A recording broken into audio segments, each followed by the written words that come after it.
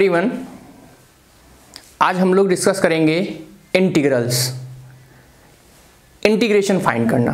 ठीक है, किसी दिए गए फंक्शन का इंटीग्रेशन फाइंड करना। वास्तव में इंटीग्रेशन है क्या? इंटीग्रेशन फाइंड करने का मीन्स ये है कि हम दिए गए फंक्शन का प्रिमिटिव फाइंड कर रहे होते हैं। प्रिमिटिव वर्ड को हम एंटी डेरिवेटिव भी कहते हैं और ये भी कहते हैं कि फाइंड एन इंटीग्रल, या एंटी डेरिवेटिव कहें या प्रिमिटिव कहें या एन इंटीग्रल बोलें। ठीक है, सबका सेंस एक ही है। तो फाइनली हम इंटीग्रल पे पहुंच गए। इसके पहले हम लोगों ने डिस्कस किया था डिफरेंशिएशन और एप्लीकेशन ऑफ डिफरेंशिएशन। ठीक है, अब इंटीग्रल पार्ट की अगर हम डिस्कशन करने शुरू कर रहे हैं तो पहला वर्ड आता है प्रिमिटिव। प्रिमिटिव के बारे में हम लोग डिस्कस कर लेते हैं, प्रिमिटिव है क्या। ठीक है, तो कोई फंक्शन अगर हमें दिया गया है, कोई function, suppose that phi x, let phi x be a function। क्या है? कोई फंक्शन है phi x, then function phi x, ये जो phi x है is called primitive of function fx if phi dash x is equal to f of x। ठीक है, कहने का मतलब ये हुआ कि कोई फंक्शन phi x किसी फंक्शन fx का, किसी फंक्शन phi x जो है किसी फंक्शन fx का प्रिमिटिव कहलाएगा जब phi dash x is equal to fx हो जाए। क्या हो जाए? phi dash x is equal to fx हो जाए। क्लियर? इसका सेंस क्या निकलता है? देखिए, सपोज दैट हमारे पास एक एग्जांपल लेते हैं। ठीक है, जैसे मान लीजिए कोई फंक्शन है x⁴/4। सपोज दैट ये कोई फंक्शन है। ठीक है, phi ऑफ x, ये कोई फंक्शन है। ठीक, अब अगर x⁴/4 इस फंक्शन को हम क्या करें? डिफरेंशिएट कर दें। phi x is equal to x⁴/4। अगर हम इसको डिफरेंशिएट करते हैं तो हमें एक नया फंक्शन मिलता है। क्या नया फंक्शन मिलता है? phi dash x is equal to x⁴। Means अगर इसको डिफरेंशिएट किया तो 4 आगे आएगा, ऊपर 3 आ जाएगा पावर में, और ये 4 से 4 कट गया, इज इक्वल टू x³ तो हम ये कहते हैं फाइनली अगर देखा जाए तो d/dx of x⁴/4 is equal to x³ means x⁴/4 is the primitive of x³। x⁴ जो है, x⁴/4 का प्रिमिटिव कौन है? ये जो है ये प्रिमिटिव है किसका? x³ का। ठीक है, इसी प्रकार अगर हम देखें तो हम फंक्शन ले लें phi x is equal to x⁴/4। Suppose that यहां पर -2 ले लेते हैं। ठीक है, यहां पर दिस इंप्लाइज दैट अगर हम इसको डिफरेंशिएट करते हैं phi dash x को, तो आप जानते हो इसका फिर से डिफरेंशिएशन करेंगे 4x³ माइनस डिफरेंशिएशन कितना? 0 means phi dash x is equal to कितना? ये हमारा कितना आएगा? ये आ जाएगा x³ और इसको हम नाम दे दें क्या? fx। ये क्या आ रहा है? fx ही तो आ रहा है। इसका मतलब ये हो गया कि fx का प्रिमिटिव x⁴/4 भी है और fx का प्रिमिटिव मींस x³ का प्रिमिटिव x⁴/4 - 2 भी है। ठीक है, एक नया फंक्शन और ले लेते हैं phi x is equal to x⁴/4 plus 2020। ठीक है, दिस इंप्लाइज दैट अभी भी अगर हम फाइंड करते हैं phi dash x तो फिर से हमारे पास x³ ही आएगा। देखिए फाइंड करिए, 4 से 4 कैंसिल आउट हो जाएगा, x³ और ये फिर से 0 हो जाएगा। ठीक है, मींस फिर से हमें f ऑफ x मिल गया। तो यहां से हमें एक कंफर्म हो गया कि ये सब भी, ये फंक्शन भी कौन से, इसको हम phi 1 कहते हैं, इसको phi 2 कहते हैं और इसको phi 3। तो phi 1, phi 2, phi 3 ये जितने भी फंक्शन हमारे पास आ रहे हैं वो सब के सब x³ के क्या है? प्रिमिटिव हैं। क्या है? प्रिमिटिव फाइंड कर रहे हैं। ठीक है, मींस इसके पहले हम लोगों ने पढ़ा था कि हमें एक फंक्शन दिया होता था और हम उसका डिफरेंशिएशन फाइंड कर रहे होते हैं। ठीक है, मतलब उसका first derivative, second derivative, third derivative या nth डेरिवेटिव भी फाइंड कर रहे होते हैं। अब हमें क्या कर रहा है? अब वो कह रहा है कि नहीं, आपको हम एक ऑलरेडी डेरिवेटिव दे रहे हैं, आप उसका प्रिमिटिव फाइंड करिए, मतलब एंटी डेरिवेटिव फाइंड करिए। ठीक है, आप वो फंक्शन फाइंड करिए जिसका डेरिवेटिव हम दिए हैं। ठीक है, तो ये हम फाइंड कर रहे होते हैं। अब देखो यहां से एक चीज तो कंफर्म हो गया कि किसी भी फंक्शन का प्रिमिटिव यूनिक नहीं हो सकता। क्या नहीं हो सकता, यूनिक नहीं हो सकता, क्योंकि एक्स क्यूब का primitive x to the power 4/4 भी है और एक्स क्यूब का primitive x to the power 4/4 - 2 और ये भी, ये सब के सब आ रहे हैं। इसका मतलब एक्स क्यूब का प्रिमिटिव यूनिक नहीं हो सकता। मींस किसी फंक्शन का अगर हम प्रिमिटिव फाइंड कर रहे होते हैं तो वो यूनिक नहीं हो सकता। क्लियर? ठीक है। अब देखिए, तो यहां से हम एक सिंपल वर्ड में हम ये कह सकते हैं, अगर फाई एक्स एफ एक्स का कोई प्रिमिटिव है तो फाई ऑफ एक्स प्लस सी भी इसका एक प्रिमिटिव होगा। फाई ऑफ एक्स प्लस सी भी इसका एक प्रिमिटिव होगा एफ एक्स का। ठीक है, पक्का? Is uh primitive of F x. Clear? Of F x also ये भी होगा।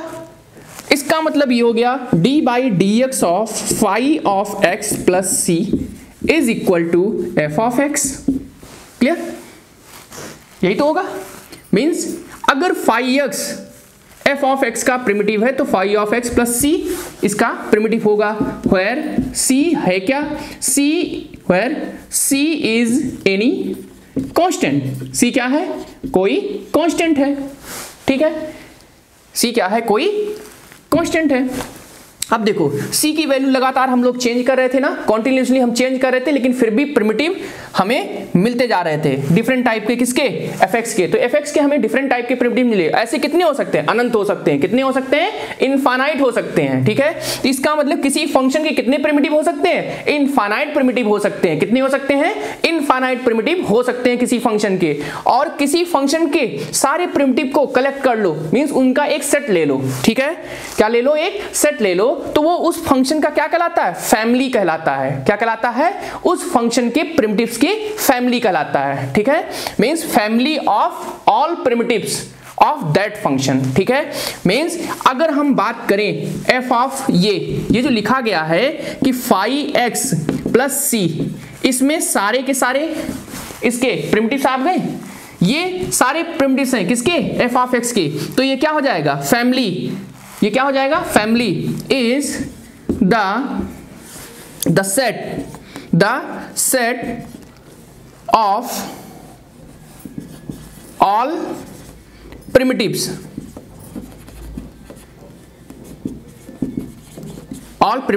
of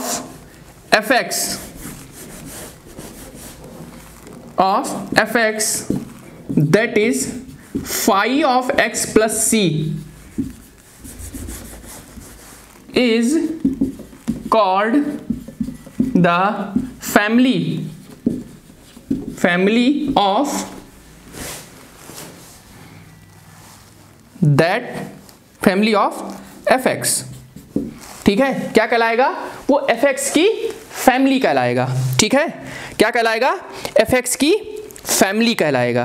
ठीक है, मीन्स हम फैमिली की बात कर रहे होते हैं। किसकी बात कर रहे होते हैं? बेसिकली फैमिली की बात कर रहे होते हैं। ठीक है, चलिए, तो ये तो हो गया हमारे पास क्या? प्रिमिटिव्स। क्या हो गया?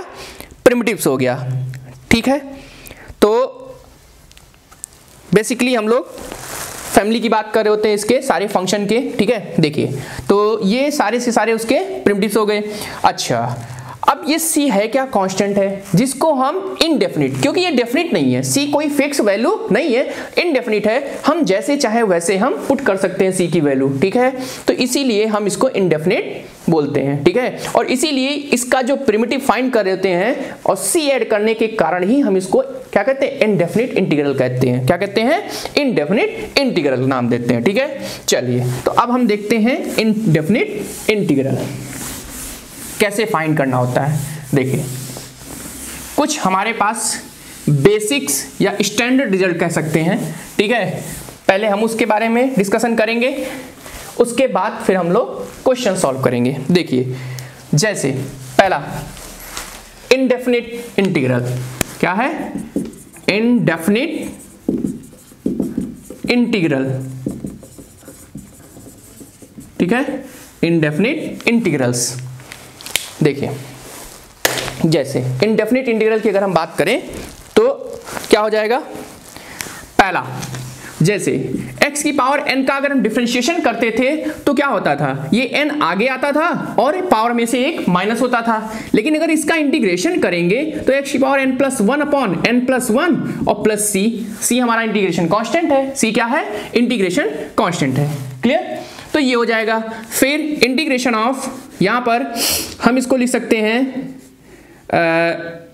e to the power x, या रुकिए पहले हम लोग डिस्कस कर लेते हैं किसके बारे में, 1 upon x d x is equal to log x का डिफरेंशिएशन 1 अपॉन एक्स, तो 1 अपॉन एक्स का integration log x plus c. Clear, फिर integration of a to the power x d x is equal to a to the power x upon log a base c plus c. ऐसा क्यों, क्योंकि ए की power x का differentiation क्या होता था, ए की पावर x का अगर हम डिफरेंशिएशन फाइंड करने होते हैं तो a to the power x log a base c, ठीक है, हम यही तो करते हैं। और इंटीग्रेशन का साइन लगाएंगे तो ये कांस्टेंट टर्म है, तो ये हमेशा कहां आएगा, नीचे आ जाएगा, ठीक है, और इधर से ये डिफरेंशिएशन का साइन रिमूव हो जाएगा। ठीक, तो यहां पर देखें ये हो गया। अच्छा, किसी कांस्टेंट c1, ये c1 क्या है, कोई कांस्टेंट है, अगर किसी कांस्टेंट का dx के रिस्पेक्ट में इंटीग्रेशन कर रहे होते हैं तो कांस्टेंट बाहर हो जाता है और जिसके रिस्पेक्ट में करते हैं वो खुद वहां प्रेजेंट हो जाता है। ठीक है, where c is any constant, where c1 is any constant, ठीक है, और c क्या है, इंटीग्रेशन कांस्टेंट। और ये इंटीग्रल फाइंड करने का जो प्रोसेस होता है उसी को इंटीग्रेशन कहते हैं। क्या कहते हैं, इंटीग्रेशन कहते हैं। ठीक है, देखिए अब हम लोग देखते हैं e की पावर x का इंटीग्रेशन कितना, e to the power x plus c होता है। e to the power minus x का इंटीग्रेशन कितना, minus e to the power minus x और प्लस c हो जाता है। ठीक है, देखिए फिर उसके बाद कुछ और स्टैंडर्ड रिजल्ट हैं, जैसे अगर हम लोग बात करें, हम लोग ट्रिग्नोमेट्रिकल रेशियोज के डिफरेंशिएशन पढ़े थे, तो सेम उसका इंटीग्रेशन भी साइन एक्स का डिफरेंशिएशन कितना होता है, कॉस एक्स, साइन एक्स का डिफरेंशिएशन कॉस एक्स, और कॉस एक्स का डिफरेंशिएशन माइनस साइन एक्स। ठीक है, देखिए तो यहां पर साइन एक्स का कितना हो जाएगा, कॉस एक्स और प्लस सी माइनस के साथ। ठीक है, और यहां पर कॉस एक्स का इंटीग्रेशन ये हो जाएगा sine x plus c d x. Integration of sine x का माइनस कॉस एक्स इंटीग्रेशन होता है और कॉस एक्स का साइन एक्स होता है इंटीग्रेशन। ठीक है, अच्छा फिर बात आती है, देखिए टेन एक्स का डिफरेंशिएशन सेक स्क्वायर एक्स, तो सेक स्क्वायर एक्स का इंटीग्रेशन कितना, टेन एक्स हो जाएगा। क्लियर, और प्लस सी ऐड करना मत भूले। इंटीग्रेशन ऑफ, फिर बात आती है किसकी, सेक स्क्वायर एक्स के बाद हम लोग किसका डिफरेंशिएशन निकालते थे, कॉट एक्स का, किसका, कॉट एक्स का। ठीक है, तो कॉट एक्स का डिफरेंशिएशन माइनस का कॉसेक स्क्वायर एक्स, तो कॉसेक स्क्वायर एक्स का इंटीग्रेशन माइनस का कॉट एक्स और प्लस सी। क्लियर, फिर इंटीग्रेशन ऑफ कॉसेक एक्स और cot x, cosec x cot x d x is equal to minus का cosec x plus c. ठीक है, ये हो जाएगा। क्लियर, फिर इसके बाद क्या करेंगे, इसके बाद कुछ और भी हमारे पास इंटीग्रेशन है, जैसे अगर हम बात करें tan x का, इंटीग्रेशन ऑफ tan x, तो tan x के दो इंटीग्रेशन होते हैं। ठीक है, सिंप्लीफिकेशन फॉर्म है और कुछ नहीं, dx is equal to tan को sin अपॉन cos में कन्वर्ट कर लो, तो cos को t मान करके हम सब्स्टिट्यूशन मेथड से इसको सॉल्व करेंगे। ठीक है, देखिए तो फिलहाल यहां पर एक स्टैंडर्ड रिजल्ट के तौर पे अगर हम लर्न करना चाहें तो ये हो जाएगा माइनस का log cos x मॉड में प्लस सी। ठीक है, और इसी का होता है log sec x plus c. ठीक है, ये कैसे आता है, इस माइनस को ऊपर ले जाओ तो ये हो जाता है कितना, ये हो जाता है log cos की पावर -1, और ये इसको बना देता है क्या, log 1 अपॉन cos x, और तुम जानते हो 1 अपॉन cos मतलब sec हो जाता है। ठीक है, तो ये हो जाता है कितना, log sec x। क्लियर, तो ये इतने स्टैंडर्ड है। फिर हम कुछ इनवर्स ट्रिग्नोमेट्रिकल रेशियोज के इंटीग्रेशन के बारे में डिस्कशन कर लेते हैं। ठीक है, इनवर्स ट्रिग्नोमेट्रिकल रेशियोज क्या होते हैं, देखिए जैसे अगर हम लोग बात करें integration of 1/√1 minus x square d x, तो ये कितना होता है sine inverse x plus c. Clear. Integration of 1/√1 minus x square, लेकिन यहां माइनस लगाओ d x is equal to, तो ये हो जाता है cos inverse x plus c. यही चीज 1/1 plus x square d x हो तो कितना हो जाएगा, ये हो जाएगा हमारा finally tan inverse x plus सी। और अगर यही चीज की हम बात करें प्लस के साथ लिखा हो, किसके साथ, प्लस के साथ लिखा हो, तो 1 plus x square d x is equal, sorry minus के साथ लिखा हो तो ये हो जाएगा cot inverse x plus c. Integration of 1/x square minus 1, ठीक है, d x is equal to sec inverse x plus c, ये हो जाता है। क्लियर। फिर अगर हम बात करें तो यहां पर लास्ट क्या है, 1 माइनस के साथ x square minus 1 d x is equal to, ये हो जाता है cosec inverse x plus c. ठीक है, तो ये हमारे हैं स्टैंडर्ड रिजल्ट जिनको हम डायरेक्टली क्वेश्चन में यूज करेंगे जब हम क्वेश्चन सॉल्व कर रहे हो। ठीक है, जब भी हम प्रॉब्लम सॉल्व करेंगे तो इन सारे रिजल्ट को हम डायरेक्टली यूज करेंगे। ठीक है, चलिए देखिए। अच्छा, अभी हम लोगों ने कहा कि सेक एक्स, देखिए ये बताइए sec x tan x dx का इंटीग्रेशन कितना, सेक एक्स, ठीक है, प्लस सी। लेकिन अगर हम कहें कि सेक एक्स का इंटीग्रेशन कितना होगा, तो सेक एक्स का इंटीग्रेशन आगे चल के हम लोग फाइंड करेंगे, लेकिन ये होता कितना है, ये होता है log sec x plus tan x plus c. इसी को और सिंप्लीफाई करेंगे तो ये हो जाता है कितना, log tan π/4 plus x/2। Clear, और प्लस सी, ये इसका सिंप्लीफिकेशन फॉर्म है। ठीक है, चलिए अब लोग आगे डिस्कस करते हैं और भी स्टैंडर्ड रिजल्ट जो भी होंगे हम लोग क्वेश्चन सॉल्व करते समय डिस्कस करेंगे, और भी जितने मेथड होंगे हम अलग अलग वेरियस मेथड को डिस्कस करेंगे। जैसे इसके बाद पहले तो हम लोग देखेंगे सिंपल में सिंपल फंक्शन का इंटीग्रेशन कैसे फाइंड करते हैं, प्रिमिटिव कैसे निकालते हैं। फिर उसके बाद हम लोग देखेंगे कि बाय सब्स्टिट्यूशन मेथड प्रिमिटिव या इंटीग्रल कैसे फाइंड कर रहे होते हैं। फिर उसके बाद हम लोग देखेंगे डिस्कशन करेंगे बाय पार्शियल फ्रैक्शन, ठीक है, बाय पार्शियल फ्रैक्शन मेथड। फिर बाई पार्ट देखेंगे, फिर परफेक्ट स्क्वायर बना करके देखेंगे कैसे कैसे अलग अलग फंक्शन होते हैं, डिवीजन मेथड देखेंगे। ठीक है, तो डिफरेंट टाइप के मेथड्स होंगे जिनसे हम वैल्यू फाइंड कर रहे होंगे। ठीक है, जैसे देखिए तो ये अलग अलग टाइप के फंक्शन हमारे पास होंगे। जैसे सपोज दैट कुछ फंक्शंस हैं जिसके हम बारे में डिस्कशन करते हैं। पहला EXP एग्जाम्पल, पहला एग्जाम्पल सपोज दैट वो आपसे कह रहा है कि आप फाइंड करिए x⁴ dx का इंटीग्रेशन।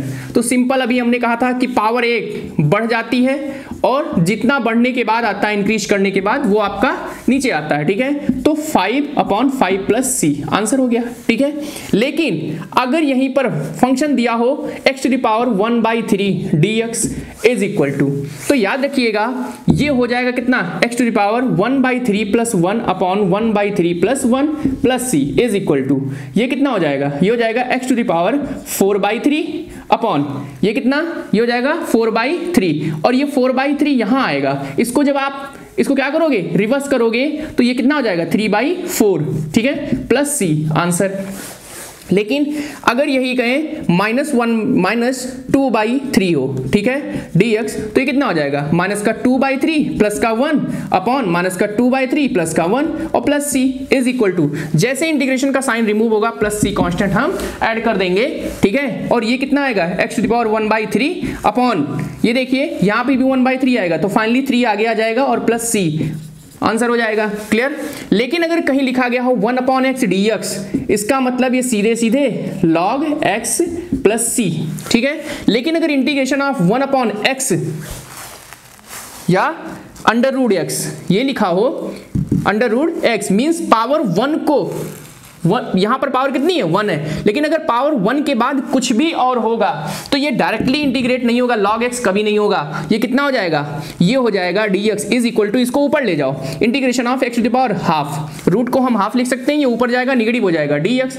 अब इसको इंटीग्रेट कर दो तो कितना हो जाएगा, x की power minus half plus 1 upon minus half plus 1 plus c is equal to, ये कितना हो जाएगा, ये हो जाएगा x की पावर हाफ अपॉन ये हो जाएगा प्लस का हाफ मींस 2 आ जाएगा आगे, क्लियर, और प्लस c आंसर हो जाएगा, क्लियर।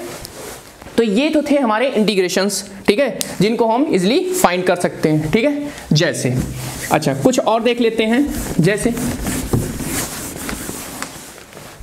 कुछ और इंटीग्रेशन हम लोग देख सकते हैं। देखिए जैसे integration of e to the power x plus 4x square plus sine x 3 sine x dx, suppose that कुछ ऐसा दिया है, ठीक है, ये कुछ इस टाइप से दिया है, तो इसमें हर एक को अलग अलग कर लो, ठीक है।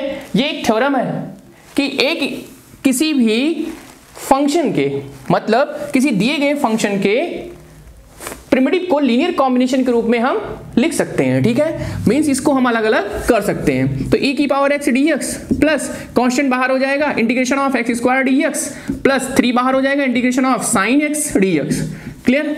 अभी हम लोगों ने डिस्कस किया था e की पावर x का इंटीग्रेशन e की पावर x होता है plus 4 into x cube upon 3 plus ये कितना हो जाएगा 3 साइन x का माइनस का कॉस x, क्लियर, और प्लस का c, ये कांस्टेंट जुड़ जाएगा, ये कितना आ जाएगा e की पावर x और ये प्लस 4/3 एक्स क्यूब और माइनस का 3 cos x प्लस c, ये आपका आंसर हो जाएगा, क्लियर।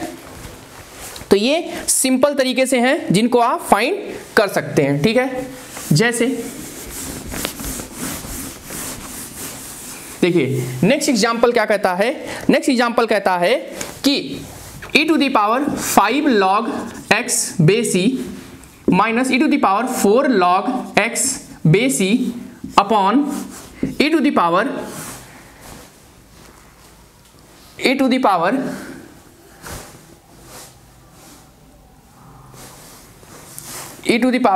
ये कितना हो जाएगा, ये हो जाएगा 3 log x base c minus e to the power 2 log x base e। अगर इसका इंटीग्रेशन फाइंड करना हो, ठीक है, तो कैसे फाइंड करेंगे। अगर हमें इस फंक्शन का इंटीग्रेशन फाइंड करना हो, इसका प्रिमिटिव निकालना हो, तो कैसे फाइंड करेंगे इसका प्रिमिटिव, ठीक है। देखिए तो इसके प्रिमिटिव निकालने के लिए हम क्या करेंगे, सिंपल, देखिए हम लोग एक प्रॉपर्टी जानते हैं, since e to the power log x base e अगर होता है, तो एक बात यहां पर जो बेस होता है अगर log इस e के एक्सपोनेंशियल के पावर में अगर है और जो बेस यहां पर है वही बेस यहां होता है, तो ये जो वैल्यू लिखी होती है ये सिर्फ और सिर्फ आ जाती है आगे, ये log की प्रॉपर्टी होती है, ठीक है, log और एक्सपोनेंशियल की प्रॉपर्टी होती है, सीधे सीधे log आ जाता है, ठीक है। तो यहां पर इसी प्रॉपर्टी का हम यूज करेंगे, ठीक है। तो देखिए ये कितना हो जाएगा, ये हो जाएगा, यहां पर इसको यूज करेंगे, दिस इंप्लाइज दैट, ये कितना हो जाएगा e to the power 5 log x base e, तो पहले e की power log x to the power 5 base e minus e to the power log x to the power 4 base e upon e to the power log x cube base e minus e to the power log x square base e dx, ठीक है, ये हो जाएगा।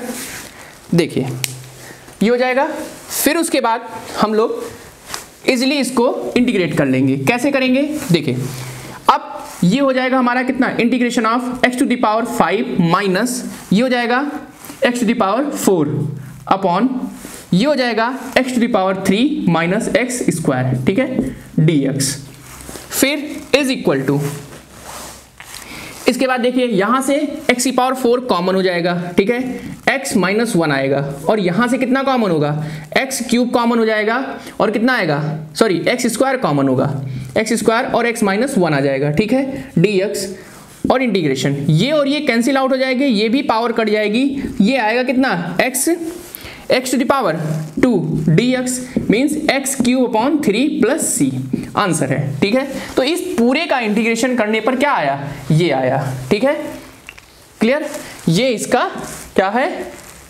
Answer है। Clear?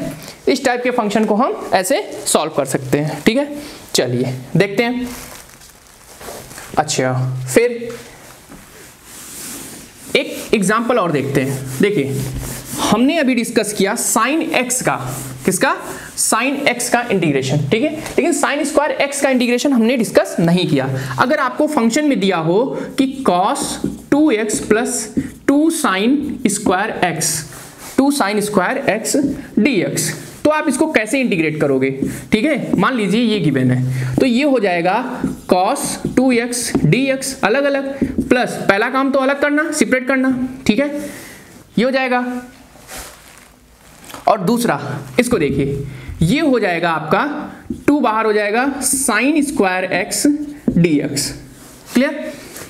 Is equal to integration of, देखो cos x का कितना होता है, माइनस cos x का कितना होता है इंटीग्रेशन, sin x का माइनस cos x, लेकिन cos x का sin x होता है इंटीग्रेशन। ठीक है, तो sin 2x और ये जो 2 है x के इंटू में जो 2 है ये अपॉन में आ जाएगा, प्लस 2 यहां पर एक फॉर्मूला लगाइए, ये है फॉर्मूला किसका? ट्रिग्नोमेट्रिकल रेशियोज का। ठीक है, ये हो जाएगा यहां पर 1 minus cos 2x upon 2 dx। Clear? ये हो जाएगा। क्लियर? क्योंकि since cos 2x is equal to 1 minus 2 sine square x ये होता है। ठीक है, तो अगर साइन स्क्वायर x की वैल्यू हम फाइंड करना चाहें तो यहां से हम निकाल सकते हैं। ठीक है, तो ये आ जाएगा, फिर साइन 2x अपॉन 2 प्लस 2, देखो 2 से 2 कैंसिल आउट हो जाएगा, तो आएगा क्या? अब सेपरेट हो जाएगा, तो ये आएगा 1 dx minus integration of cos 2x dx is equal to sine 2x upon 2 plus x, और इसका कितना हो जाएगा? इसका हो जाएगा sign 2x upon 2 plus c, ये और ये cancel out, x plus c इसका आंसर हो जाएगा। क्लियर? तो इसका आंसर कितना आया फाइनली? इसका आंसर कितना आया? इसका आंसर हो जाएगा कितना आपका? cos x का इंटीग्रेशन, तो cos x का जो इंटीग्रेशन होता है वो कितना होता है? cos x का sin x होता है। ठीक है, तो इसका जो आंसर है कितना है फाइनली? x प्लस c आया। क्लियर? देखिए, अब अगर हम नेक्स्ट फंक्शन की बात करें, ठीक है, नेक्स्ट टाइप के फंक्शन की, तो नेक्स्ट टाइप का फंक्शन कैसे हो सकता है? देखिए, सपोज दैट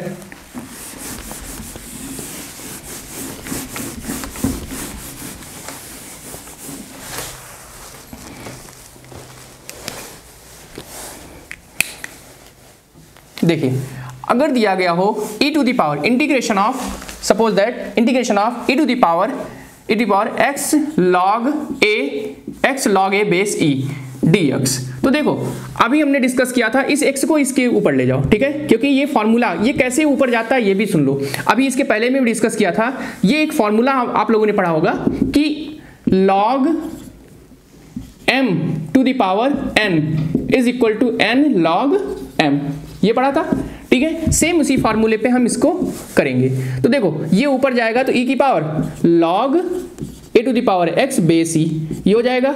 और अब अभी हमने कहा था कि जब भी बेस सेम होगा तो ये हट जाएगा, पूरा पूरा क्या आ जाएगा? सिर्फ integration of a to the power x dx हो जाएगा। और इसका इंटीग्रेशन अभी हम लोगों ने डिस्कस किया था a to the power x upon log a base e plus c, ये आंसर हो गया। ठीक है, ये इसका आंसर हो गया।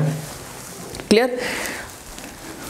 देखिए, नेक्स्ट पे हम लोग डिस्कस करते हैं।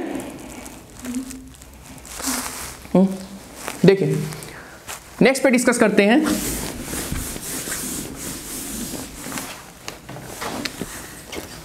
Integration of x to power a, integration of x to the power a, x to the power क्या है? a है। ठीक है, तो सिंपल सा इसका जो इंटीग्रेशन हो जाएगा, आप जानते हो a कांस्टेंट है, तो x to power a plus 1 upon a plus 1 plus c हो जाएगा। क्लियर? इसमें कोई दो राय नहीं, ये सिंपली है। ठीक है, सिंपल सा था और इजीली ये इंटीग्रेट कर लेंगे। देखिए, अच्छा अगर हम इसकी बात करें तो देखिए, अगर कहीं लिखा गया है e to the power x into a to the power x dx, तो आप अच्छे तरीके जानते हो इसको हम लिख सकते हैं क्या? e a की होल पावर x dx। ठीक है, और ये इसका इंटीग्रेशन कैसे करेंगे?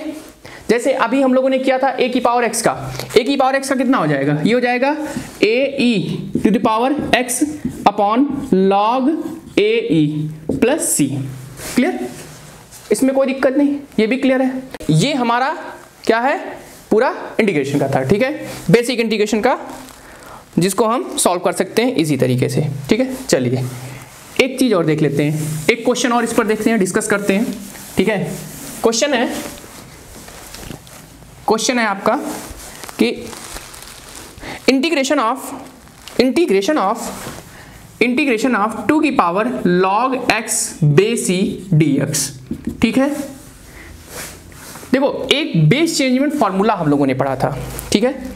ये लॉगरिथम के फॉर्मूले हैं, ये सब लॉगरिथम के फॉर्मूले हैं, ठीक है।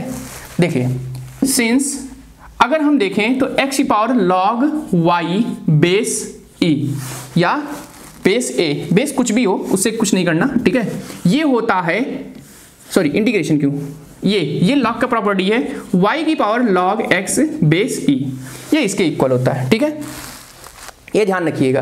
देखिए यहां पर e ना लिख करके अगर आप a लिखना चाहें तब भी कोई प्रॉब्लम नहीं है, ठीक है। तो यही बेस चेंजमेंट का फॉर्मूला यहां पर अप्लाई कर दीजिए, तो ये कितना हो जाएगा, देखिए ये हो जाएगा x to the power 2 log कितना, 2 log, ये चेंज हो जाएगा तो कितना हो जाएगा, ये हो जाएगा log 2 base a, clear, dx, यही तो होगा।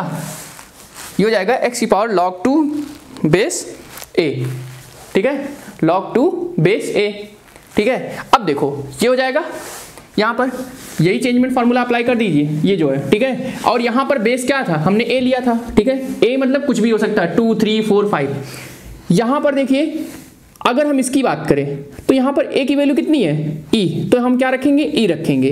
अब देखो x की पावर ये पूरा क्या है, कांस्टेंट है, ये क्या है, कांस्टेंट है। तो अब x की पावर n का सीधे सीधे इंटीग्रेशन लगा दो, तो x की power log 2 base e plus 1 upon log 2 base e plus 1, ठीक है, प्लस c। क्लियर हो गया, ये पूरा हमारा इंटीग्रेशन आ जाएगा, ठीक है। इसमें लास्ट में लगा है x की पावर n का integration dx is equal to x की पावर n प्लस 1 अपॉन n प्लस 1 प्लस c, ये इंटीग्रेशन लगा है यहाँ पर, ठीक है। जब भी कोई फॉर्मूला अप्लाई करें तो उसके बगल में आप वो फॉर्मूला लिख दें सिंस करके, ठीक है। चलिए तो आज के लिए इतना ही रखते हैं, नेक्स्ट क्लास में मिलते हैं एक नए पार्ट के साथ। Thank you so much.